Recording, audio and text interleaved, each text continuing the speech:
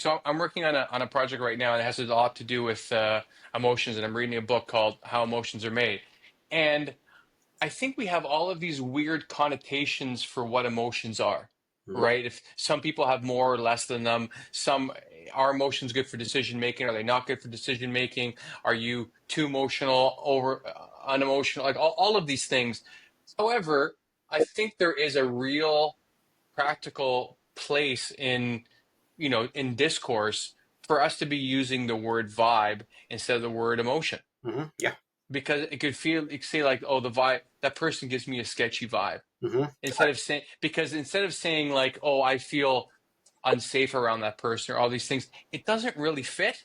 But to say like, no, that person gives me an uneasy vibe, or whatever, I think that actually fits even better. hmm So I'm now starting to convince myself that vibe is a necessary part of discourse, and I'm a little ashamed. I didn't expect to turn this corner. Now I'm gonna be the vibe person. Shit, what have you done, Jason? I've done my job. I'm the Yeah, vibe guy. That's what I do. That's my job. well done, Trojan vibe horse, if you will. That's an interesting way to think about that. I might use that in the future. That's pretty good. I might steal that one. Yeah. Now I want to go back to something you were mentioning earlier. You implied it earlier.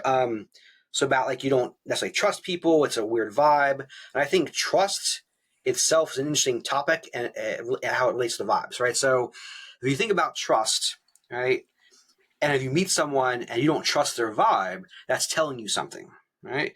And Yeah. it's not necessarily what they said or what they did. It's simply like a form of intuition, a certain kind of hunch, a gut reaction. And that's a small example of how we use vibes on a daily basis. I can't imagine anyone not having an experience of not trusting someone when they first meet them, right? Like, so you meet someone for the first time, for some reason you don't trust them, and that's their vibe telling you something about that person. Right? Now the question is, why don't you trust them? What is the nature of their vibe that is communicating this thing to you in this moment? Right? And that's what I mean Hmm. by learning to develop your vocabulary, developing your understanding of this thing we call the vibe. Right. Yeah, I even like that. Even though like I don't trust someone's vibe, there's less to argue about there. If you say like I don't, if you say, oh, I just don't trust someone, then there's like, for what? You don't even know them, like all these things.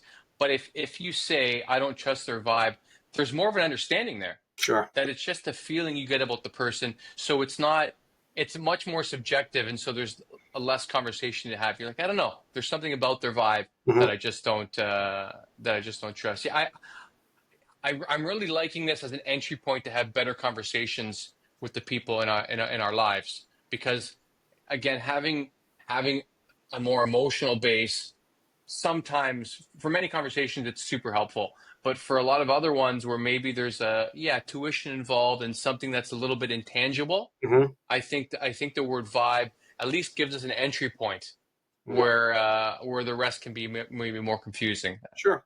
And if you think about, again, trust, think about animals, how they like people or don't like certain people. I'm thinking of dogs, for instance, right? Right. Dogs have a certain kind of sixth sense to them where they will love somebody on first sight and then totally avoid somebody on first sight.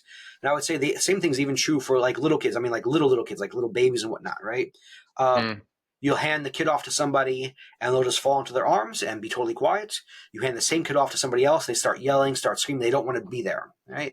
Doesn't mean that person's a bad person. It simply means the child and the other person aren't vibing together for some reason, right? And the question, Right. how do we uncover and recover that ability to feel that vibe in such a deep kind of level, right? And like move Right. through our lives.